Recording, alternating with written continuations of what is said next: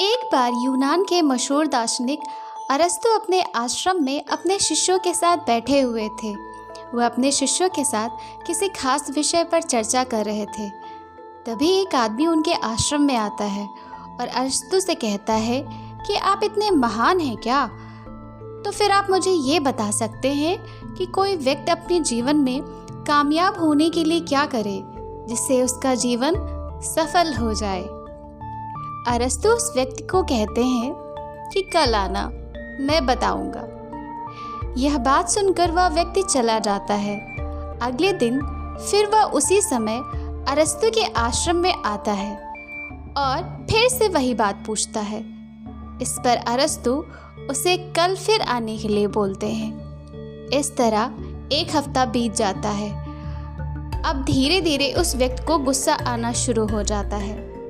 वह अरस्तु से कहता है कि अगर आप मुझे इसके बारे में कुछ जानते हैं तो बताइए, अन्यथा आप मुझे मना कर सकते हैं। इस पर अरस्तु मुस्कुराते हैं और बोलते हैं, चलो आज मैं तुम्हें जीवन में कामयाब होने का मंत्र बताता हूँ। इसी दौरान में जंगल में बहने वाली नदी के तट पर टहलने लगे और अरस्तु उस आदमी से बातें करने लगे।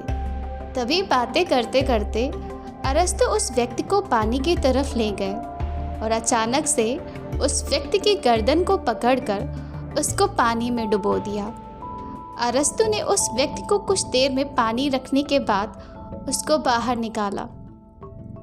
बाहर निकालते ही उस व्यक्ति ने एक लंबा सांस लिया और अरस्तु को बुरा भला कहने लगा।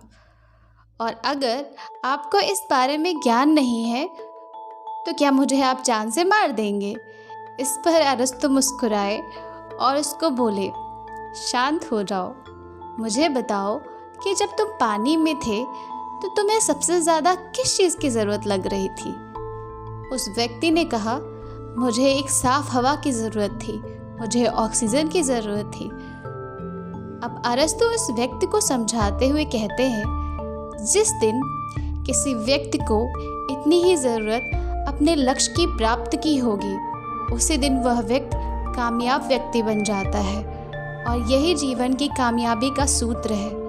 अब वह व्यक्ति समझ चुका था कि अरस्तु को महान क्यों बोला जाता है और जीवन में कामयाब होने का तरीका भी वो जान चुका था। इसके बाद उसने अरस्तु को धन्यवाद किया और वह चला गया।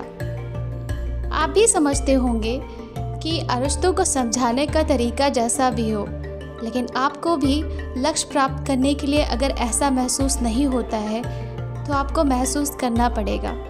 तभी आप अपने लक्ष्य पर पहुंच पाएंगे और तभी आप सफल हो पाएंगे।